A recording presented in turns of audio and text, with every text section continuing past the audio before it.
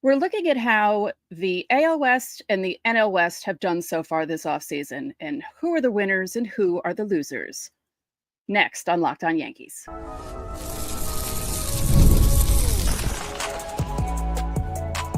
You are Locked On Yankees, your daily New York Yankees podcast. Part of the Locked On Podcast Network, your team every day. Welcome to Locked On Yankees, which is part of the Locked On Podcast Network, your team every day. Thank you for making us your first listen. I'm Stacey Gotsulias. From big upsets to game-winning drives, the NFL playoffs are better with FanDuel. New customers can bet $5 and get $200 in bonus bets, guaranteed win or lose. Visit FanDuel.com to get started. With me, as usual, my co-host, Brian McKeon. Brian, happy Tuesday. Stacey, happy Tuesday. Yeah, what's up with you? We're doing a lot of shows this week, which is unusual for the off season. So buckle in, guys, because we're doing a lot. Before we get started, don't forget, subscribe to Locked On Yankees on whichever podcasting platform you prefer. Subscribe to our channel on YouTube, like our videos, hit the bell so you're notified whenever our videos go live. So like I said, in the cold open, we're going to look at how the West divisions in both leagues have done so far this offseason, the moves they made, etc. And at the end, we'll declare who the winners are and who are the losers. Yeah, so we're going to go over all the divisions in baseball. We'll do the Central sometime next week. We'll do the East the week after. I basically, just before we go over all the transactions, I basically gathered all the transactions the teams made in each division, how they finished the year prior, what key guys left, what key guys they added, what key guys they traded for. I didn't include minor league deals because I feel like, why is that not that big of a deal? But these are the guys that I went after. There are, in the West Division, Stacey, not too many culprits for teams that have done absolutely nothing. There's more in the NL West than the AL West, but there is one in the AL West that I think is very glaring. You want to get into it? Yes, let's get into it. All right, so the 2024, the AL West finished with the Astros finishing in first. I remember the Astros started the year off really, really poorly last year. Wound up heating up towards the All-Star break just before in June. Wound up riding that the rest of the year. The Mariners couldn't hold up with them. They finished in second place. The Rangers faced a lot of injury problems. The Athletics and then the Angels rounded off. I think the key thing there, the way that the Astros finished the year off, kind of proving that they're still who they are. But also, Stacey, the Athletics not being as bad as we thought, or the Angels being way worse than we thought. What's the bigger storyline to you there?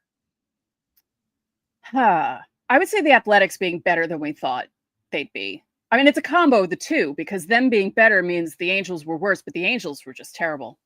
Yeah, and crazy to see, because the Angels are a team that, often does kind of try, and they just can't ever seem to figure it out. So I don't know where the next path is for them. To be fair, they did lose Ohtani. That's a big person to lose in True, your lineup. And then Trout got hurt, and it seems like whenever he gets hurt, their team just collapses.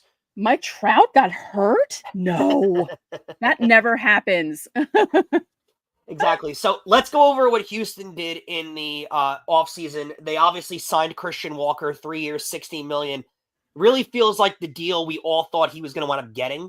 Right around that range that we thought.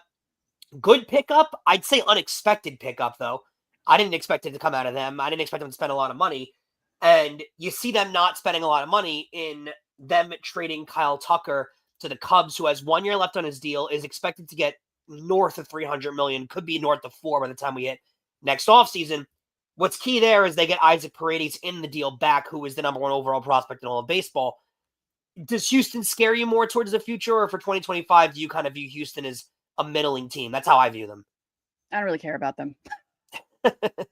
Yeah, I think they're probably going to be around an 85 to 90 win team, a little worse than they've been expected in the last couple of years. Not bad, but certainly not a team I'd fear like I did in years past. This is the team that's the big deal to me, because the only move that the Seattle Mariners made. Now, last year, the Seattle Mariners, their problem was they couldn't score runs. They pitched terrifically. They couldn't score. And you thought going into this offseason, Christian Walker could be a possibility. Maybe not Kyle Tucker. He wouldn't be a guy that they'd be after, because why would the Astros trade him there? But more offensive pieces. A Carlos Santana was a guy that people were wondering could wind up there.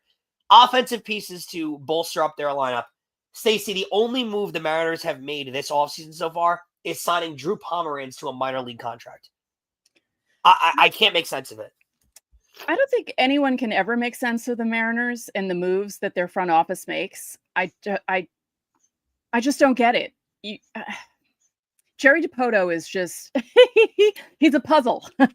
It's one of those franchises that you kind of feel bad for the fan base, because they do have a passionate fan base, and again, they have a really, really good pitching staff.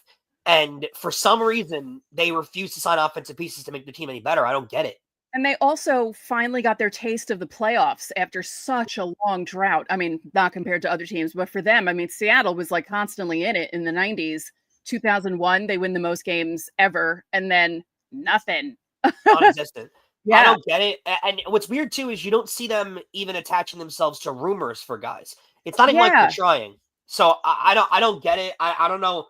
If you're a Mariners fan, I don't know how you go into next year with a lot of confidence, because it feels like it's going to be same old, same old. Yeah, I would agree with that. Also, they do a lot of their things trade-wise, because he likes trading people a lot. Yeah. So they might go into the season as is and then try to get something done at the trade deadline to improve, depending on how the division plays out and if they're in it, possibly. But as you said, if you're a fan of that team, you should be angry that they weren't even involved in any of the rumors for anyone this offseason. Not a one person. It would bother me a lot. Let's go to the Texas Rangers, who I think is one of the sneaky dark horse winners of the offseason so far. Now, full disclosure, this is Locked On Yankees, and not being a homerish, I do think the Yankees have had the best offseason in all of baseball. We'll get into that when we get to the AL, the AL East. But I think the Texas Rangers are in contention for having one of the better off seasons. You signed Jock Peterson to a 2-year, $37 million deal, who I think will hit in that stadium, by the way. You traded for Nathaniel Lowe. You traded Nathaniel Lowe to the Nationals, got rid of him, re-signed Nathan Eovaldi, 3 years, $75 million.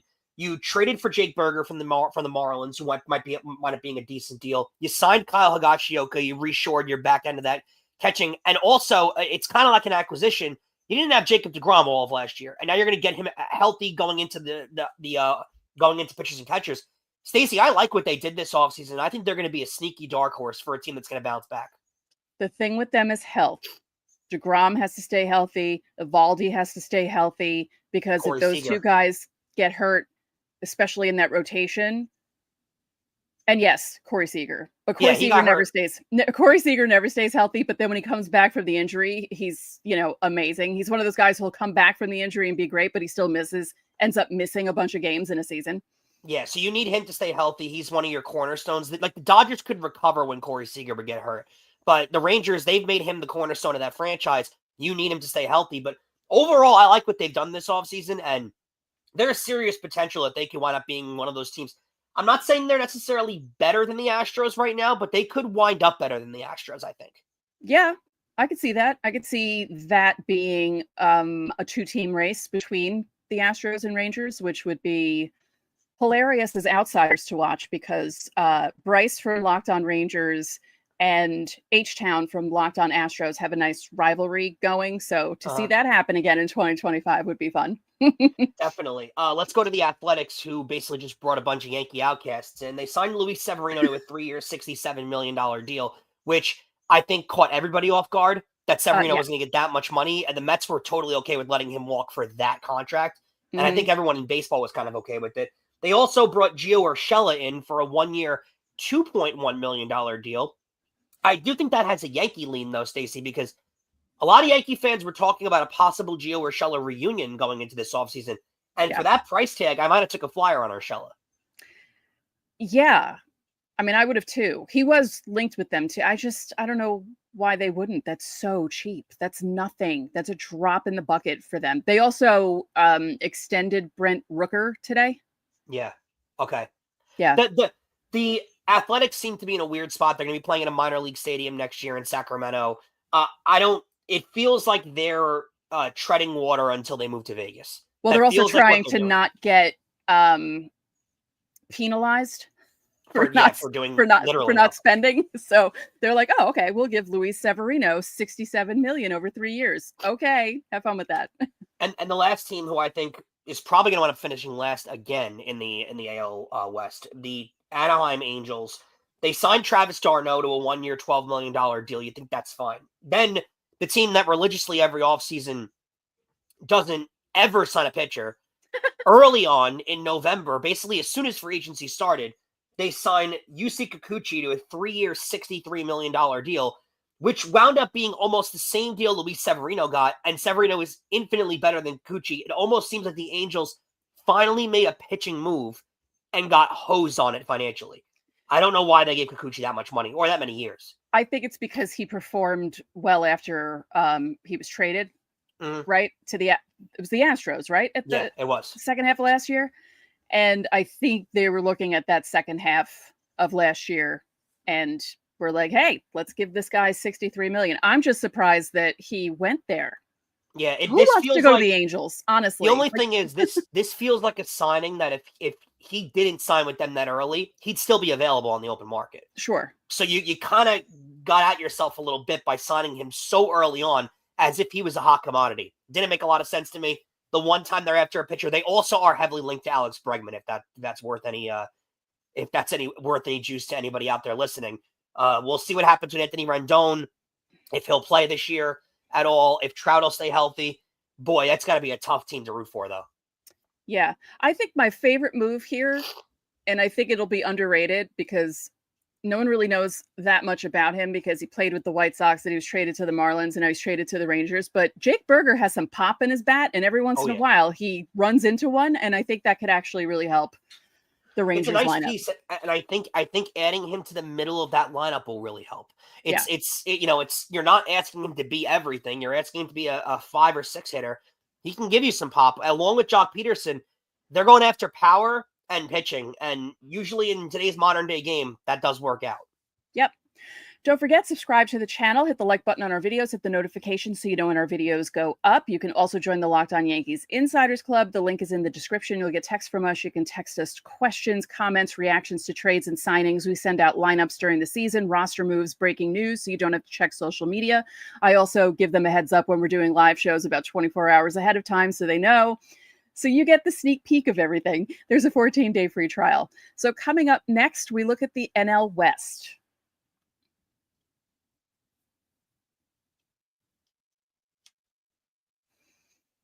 I love going to live events, and I really enjoy going to concerts and sporting events. And Game Time has made it even easier to get tickets for your favorite events with their new feature, Game Time Picks. This feature filters out the fluff so you only get incredible deals on great seats, so you don't have to waste time searching through thousands of tickets, because you know what that's like. It's not fun. I was actually looking for tickets for an upcoming concert using Game Time, and with Game Time Picks, I found amazing deals and could even see from my seat before buying because it's a place I've never been to. And they have a super deal, which is particularly impressive. It offers great seats at unbeatable prices, plus the app's all-in pricing shows the total cost up front, and you get no surprise fees at checkout. So take the guesswork out of buying tickets with Game Time. Download the Game Time app, create an account, and use code LOCKEDONMLB for $20 off your first purchase. Terms apply. Again, create an account and redeem code LOCKEDONMLB for $20 off. Download Game Time today. What time is it? Game Time. Thanks again for making Locked On Yankees your first listen. Remember, every Friday is Fan Mail Friday. You can leave questions underneath our videos during the week, or you can join the Locked On Yankees Insiders Club and get top priority on Fan Mail Friday. The link is in the description.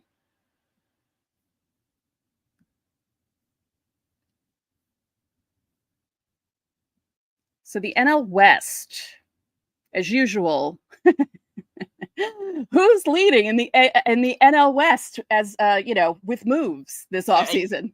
You know what's really funny about this division, Stacey, is it's a division of teams that either spend zillions of dollars or don't spend at all. Right. It's the haves and the have-nots if there ever have been. Yeah. Last year in 2024, the order finished as it usually does. Dodgers, Padres, D-backs, Giants, Rockies. I think we expected a little bit more out of the Giants last year. Yeah. Who wound up falling over. They had a good pitching staff. They lost Blake Snell, which wound up being a huge loss for them. So it's going to be a very interesting year. I don't know if those standings will change very much, but let's go over what happened. The Dodgers obviously have had one of the bigger off seasons in all of baseball. I don't think it's the biggest, but one of the biggest. They just traded Gavin Lux to the Reds actually yesterday. About, what do you want to say? Just to get at us a little bit. 40 minutes after our show ended, like 40 minutes after the show ended, when we were talking about Gavin Lux. Yeah. Traded him to the Reds yesterday. They re-signed Teoscar Hernandez to a 3-year, $66 million deal.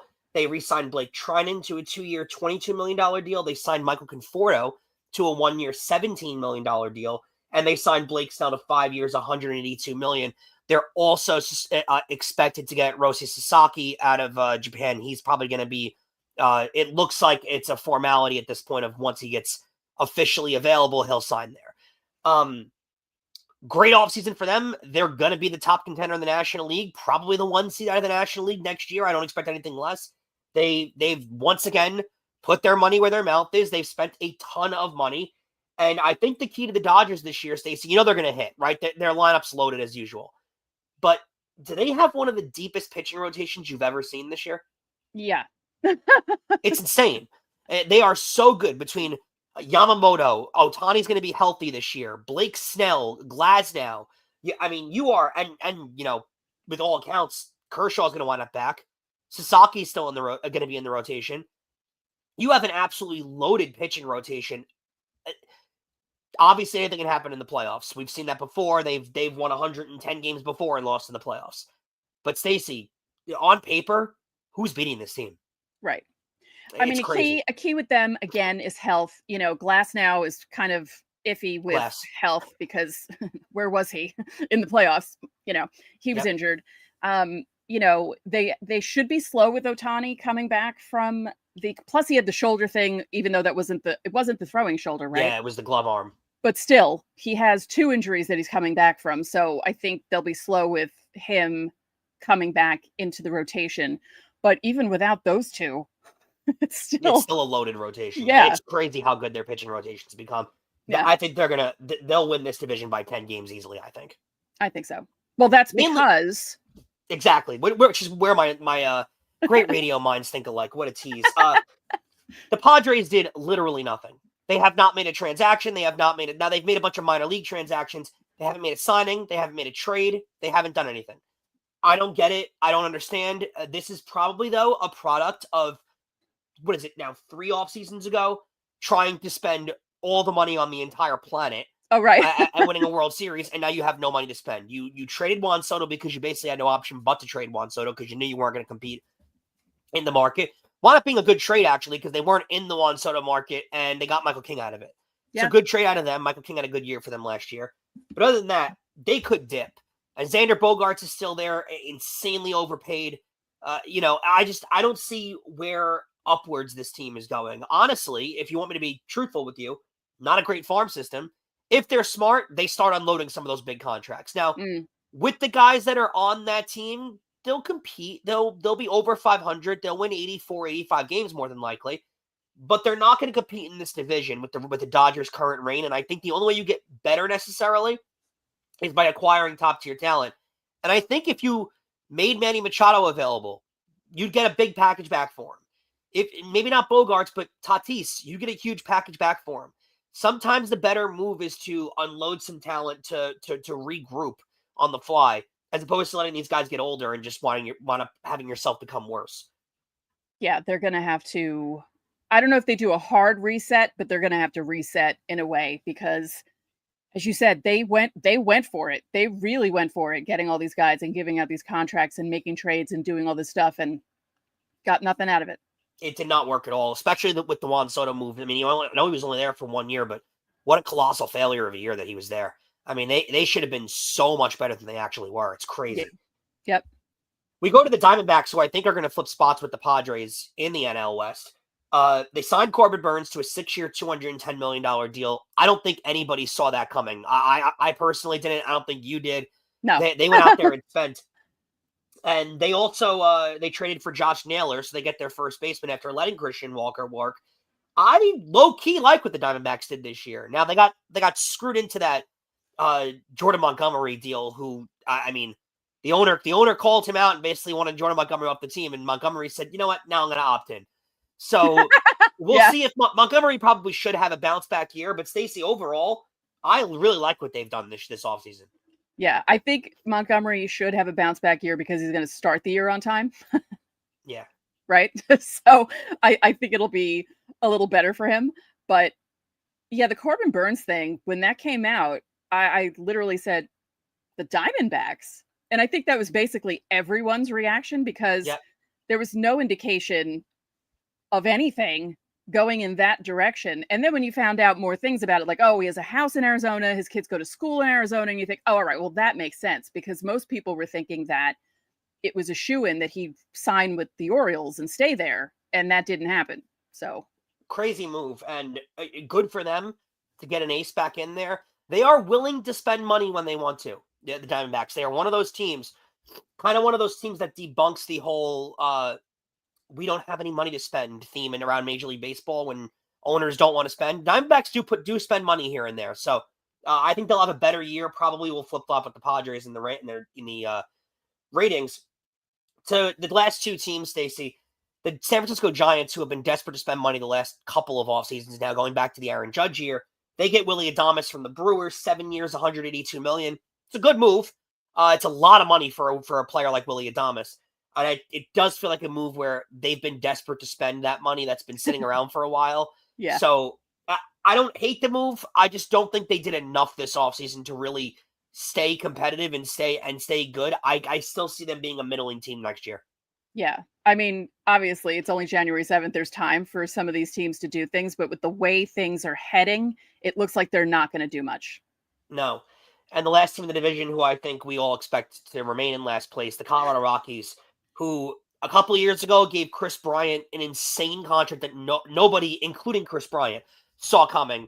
And they have continued to do nothing this entire offseason. I don't get it at all. I wish I could give you an explanation. I wish I could tell you anything about why they're doing what they're doing. They let Brendan Rodgers hit free agency, and there's no indication that they're going to re-sign him either. He's a name the Yankees have been linked to. I don't get it. I wish I could give you an explanation, but another team that I don't know how you root for them. Yeah, they're another team that should get in trouble for not doing things. Yep, and quickly are going to lose 65 games next year. Win 65 games next year. Yeah. Although the one thing that's funny about the Rockies is no matter how bad they are, they somehow beat the Dodgers. Yeah. Sometimes like they'll beat them in a series, and you're just like, how? Well, those weird division rivalries, like the Mets can never beat the Marlins. That's another one of those things where, the Yankees for a while in the early 2000s could never beat Tampa, ever. So there are those weird like division rivalries where teams just have their number sometimes. Yeah. It was like that years ago too. Even when the Yankees were good in the 90s, they had not necessarily division rivals, but different teams that they just were like the 93 Yankees. When they started picking things up, they were terrible against Oakland. Oakland killed them. Yeah. Weird. Yeah. It's just some teams have your number no matter how bad the team is. And I say that to people sometimes when the Yankees lose to certain teams. I'm like, look, baseball is really strange, and a terrible team can just have a good team's number. And that's just the way the sport works. 100%. It's weird, but overall, next segment, we're going to go over the winners and the losers that we saw. Overall, I don't know how you root for teams like that who just, you get excited for baseball, and we all are. And, as the weather warms up more and more, we're in the dead of winter right now, but once the weather warms up a little bit, you'll start to get that itch for pitchers and catchers. I don't know how people root for teams that just don't do anything. I agree. So like Brian said, coming up next, the winners and the losers so far in the NL and AL West.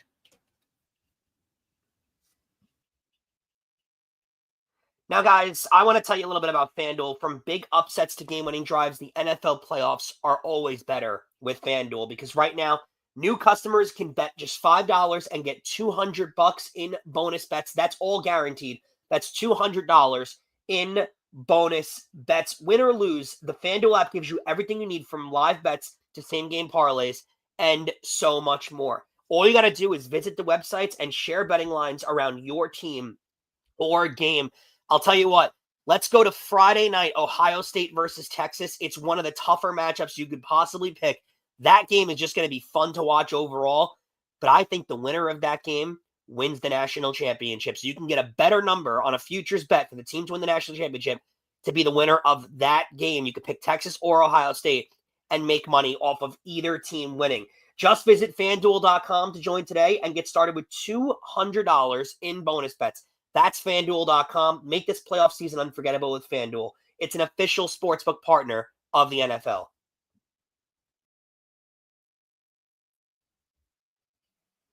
There we go. So, Stacey, some winners and losers. I'm just gonna go over every single team that we just went over, and let's mark them winners or losers so far in the offseason. Now, obviously, there is time to make moves, but all of the big moves have pretty much been made at this point. Anything that's going to really change the trajectory of your team going into next year, it's going to be hard to make one of those moves barring a trade at this point. So the Houston Astros, they signed Christian Walker, they trade Kyle Tucker. I consider them mid. I don't know if they're a winner or a loser. I guess they're a loser because they didn't necessarily get better, but they didn't get worse either. They're just, they don't have a motivation to get much better because the division doesn't really do much better anyway. That's true. That's true. Like I said, I think the biggest threat for them are the Rangers if they stay healthy. But yeah, I don't see them as losers. But I don't see them as winners either because they have moves they need to make still. To me, but without making any clerical moves, I would say that if you're an Astros fan, you feel like a loser. And here's why. Jim Crane, the owner of the Astros, made it pretty much publicly known. We've all kind of known this, but he made it publicly known going into this offseason that they are not signing players to deals more than 5 years. And I think in the long run, that will hurt you because something that we don't have on the Astros agenda this offseason, they're going to lose Alex Bregman. And they're not putting in an effort to bring back Alex Bregman because they know he's going to get more than a 5-year deal. And Stacey, they've made it publicly known they have no desire to ever sign a guy for more than 5 years. I think in the long run, that's a losing formula. I would agree with that. I didn't know he came out and said that. That's interesting. And I was thinking about Bregman and how they're just letting him go. Weird, because he's a guy that's been a cornerstone player for you and a part of 2 championship teams. Yeah. And you're just going to let him walk. A very weird move. The Seattle Mariners, I'm calling them a loser. Flat out loser. Haven't done anything, and that's a team that if you make offensive upgrades, Stacey, they could have been in contention to win this division next year, and they're not going to win one at all. They're not going to come close. Yeah, it's a shame. They have a really good fan base. They've gone through a lot, that fan base, because honestly, after, like I said, they win 116 games. They get knocked out in the ALCS, and you just think to yourselves, all right, come back next year. And they didn't make the playoffs for another 20 years after that. And then they do. And then the team does nothing to keep that momentum going. I don't get it. Hard team to root for, really. Yeah. The Texas Rangers, again, signed Jock Peterson, trade Nathaniel Lau, but bring back Nathan Eovaldi, Jake Berger, Kyle Higashioka. Made a lot of nice moves. I'm calling them a big winner this offseason. Yeah, I would agree. Like I said, I really, it's funny to say it, but out of all those moves, because they're really big, but I really love the Jake Berger move. I think it's underrated, and I think Rangers fans are going to see why he's on the team. I completely agree with you. The next team, the Athletics, I'd call them a winner for their standards, but I don't think they've done much this offseason at all. Them and the Angels, both teams that really just haven't done much for their standards, I guess you call the Angels a winner for their standards because they got a pitcher, even though I was going to say one. That's exactly what I was going to say. I'm like, you have to call the Angels a winner because they got a pitcher. You don't usually see them do that too much.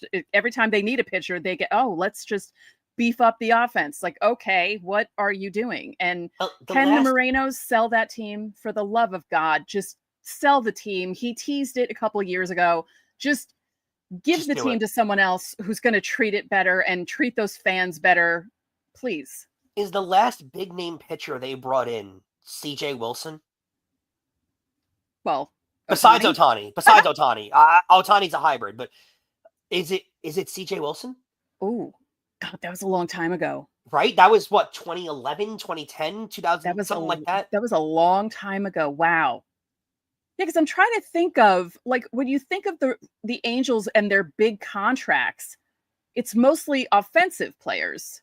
It's Pujols, Rendon, Trout. It's all offensive players. Yeah. Even back to Josh Hamilton. I was going to say Hamilton too. Yeah. It's all offensive moves. It's crazy how they never want to be involved in a pitcher. Yeah. I'd call them big losers overall. I guess winners for their standard though. Yeah. Dodgers, I don't know how, Stacey, after winning a World Series, you can wind up getting better, but it feels like they did. They're winners again, obvious. I mean, they're going to be one of the 5 winners of the offseason for sure. Oh, yeah. Yeah. They're definitely up there. Honestly, I think they've done better than the Yankees. That's an interesting point. We should go over that one episode because Yankees have. I think the Yankees done. The Dodgers are 1 and the Yankees are 1A. They're like right below because the Yankees still need to do things. I'd say the Yankees have done more for their overall roster than the Dodgers have. The Dodgers have improved areas that didn't necessarily need improvement. Like signing Blake Snell is huge, but their rotation was already stacked. It's I don't know. crazy. You got injury risks there. You got old man Kershaw, no offense, and I'm calling him an old man, and I'm like 14 years older, no, 15 years older than him, but and Ohtani could hurt himself again. You never know because we've never seen a player like this where they're a dual player offense pitcher, and you don't know what it's going to do to his body as he crosses 30. I mean, it's a hard sport to play when you're just playing one position. So. And then, as we said earlier, glass now. Like, there are a lot of things that could go really wrong for the Dodgers. But I think with the moves that they made to bring Snell in, although Snell also has injury history too. So, I don't know. You know what? I changed my mind. The Yankees are 1 and the Dodgers are 1A. What's crazy to think about, though, is it must be really nice to root for a team that spends its way into insurance policies. Yeah. Because Blake Snell protects them from other injuries. It's crazy how much money that they spend. It's wild. The Padres, huge loser. Yeah. Huge loser. Spent a ton of money 2-3 years ago. Now have no money to spend at all.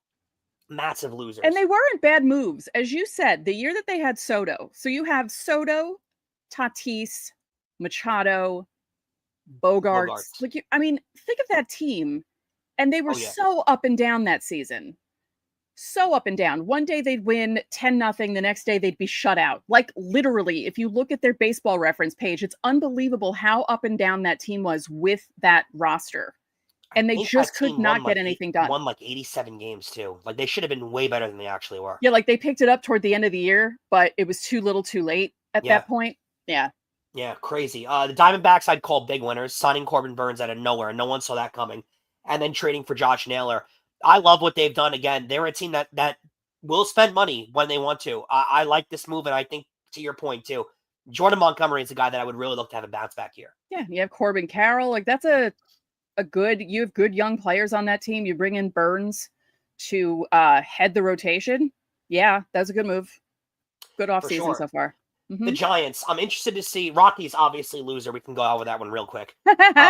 I'm interested to see what you think of the Giants. I like the Willy Adames move. I don't love it for the price tag. I'd call them losers, but they could be a surprisingly good team next year.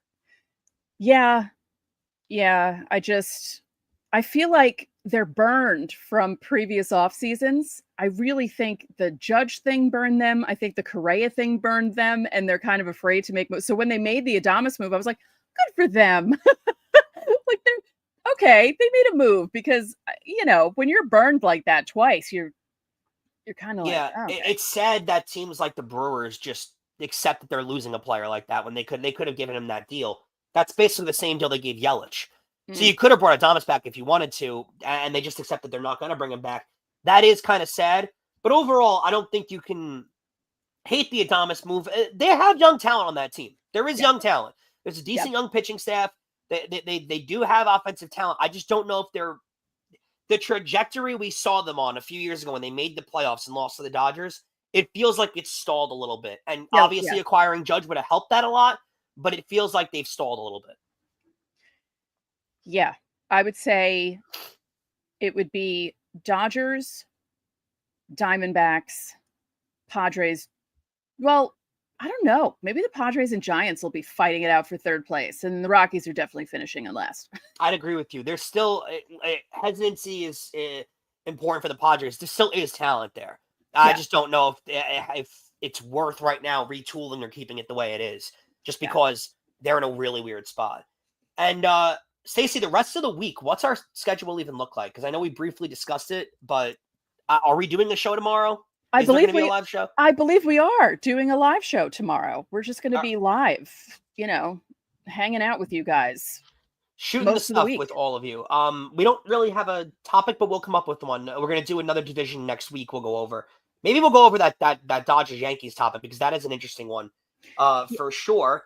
Yeah. We will do a fan mail Friday this week too, and then Thursday, I believe, or Friday, we're going to have an interview with Ariel Epstein, the MLB Network host. She is big in the sports gambling world, but also a really big Yankee fan, really big MLB Network host, really well versed around the league. So we're going to talk to her and get really into the career of one of the younger stars in sports television. That'll be fun for me to talk to her about because I went to school to be a sports broadcaster and then I went into sales and I was in sales for a while and then I started blogging and then I got into podcasting and here I am all these years later doing this. And it's just funny because, it was a lot different in the 90s when I was doing sports broadcasting. Like most people you are considered a sports broadcaster now. So you made it. Yeah, my professors would be so proud. Most of them are retired by now, but they'd be so proud. You made it. So we'll get into somebody. We'll get into the career of Ariel, and it'll be interesting to see both of your guys' perspectives because she's come up in the industry in much more of a social media guided age, where she's had to build her platform, and she's got something like 80,000 Twitter followers or something. So, which is definitely the route that you'd be on if you grew up in this era of sports television or sports radio, right? You would have had to build up your Twitter, profile and presence. Would have had to been all of your content would have been on there, as opposed to what you were doing previously with blogging and stuff. It just really depends on the era that you come up in, I guess, in the industry, right? And I didn't get into blogging until the 2010s. So when I first got out of school, like think about that, like blogs weren't a thing. People did write on the internet because I shouldn't say I didn't have a blog. I did have a blog in 2000 on Yahoo GeoCities. So I'm aging myself. Wow. But it was completely different. The internet, while it was around, wasn't anything like it is now. Social media wasn't a thing. Maybe like, AOL chat rooms when I was in college were a thing, and listservs and stuff like that. And it's just so funny. We spoke about it with John Heyman. It's so funny, the evolution of how everything has changed in the last 30 years. And for him, especially, the way he went from, like he said, payphones to now, like literally getting news in a second on the phone. It's just crazy. Yeah. So that'll be fun. Now we're gonna talk to Ariel, who built her whole career off of social media and the internet. It's crazy how it's changed. Let me just see something. I saw something. Where is it? I saw a comment that agreed with me. Oh yeah, because I like seeing those. So let's Nez TBG. Imagine Jake Berger at third for the Yankees. I agree, Stacey. He's a consistent run producer. Yeah, I agree. And it's going to be, it's one of those hidden kind of moves that no one talks about a player like that because he's kind of buried on the Marlins for years in their order. But being in a lineup with Corey Seager and guys that are going to be on base, I don't hate that at all. It really is. It's a sneaky, really good signing for them. Yeah. Yeah. And I agree. I mean, we all agree because they still need work in the infield. Dan says Yankees still haven't done enough. We know. Agreed. And hopefully they will. They will do more, but if you're a Yankee fan, you can't possibly be upset with the way this offseason's gone. So far it's great. Some moves are kind of like, I mean, the Max Fried thing surprised me. I wasn't expecting that. And the Devin Williams thing really surprised me. I mean, that seemingly came out of nowhere. After losing Soto, they have certainly pivoted in a really, really tremendous way. Yeah. A lot of teams around baseball, look at the Angels, right? They lost Ohtani and basically laid down and died the next year and, gave up. The Yankees did not do that. Yeah. Gotta give credit where credit's due sometimes. Yeah. Although, to be fair, I mean,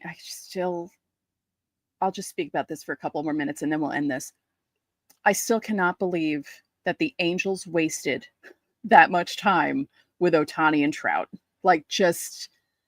Also, I can't believe Ohtani went to the Angels. It's like, have you not seen how that team is run, dude? Because even when he went there, like the original signing, I was like, what are you doing? Why are you going there? You're never going to win with them.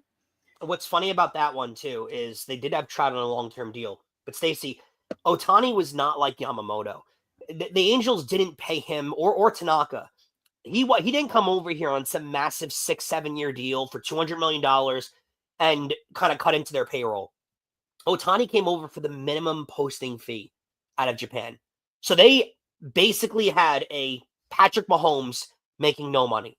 Oh, yeah. And they weren't able to capitalize off of that. That's what's more upsetting if you're an Angel fan. You had, statistically speaking and talent-wise speaking, 2 of the top 10 players in a generation on the same roster at once and did nothing with it. Never made the playoffs. Haven't made the playoffs since 2014. And Mike Trout has what, like 7 playoff at bats, something crazy like that. He made it once and got swept. Incredible. Unbelievable. Before we go, quick answer. Does Mike Trout finish his career as an Angel? Yes or no? Ooh. He seems stubborn enough to do it, and the Angels seem silly enough to do it. If that makes sense. Like, I feel like I don't know. I would love to see him somewhere else, but I say he stays with the Angels. And he was also stupid for signing that ginormous contract after playing with them for a few years.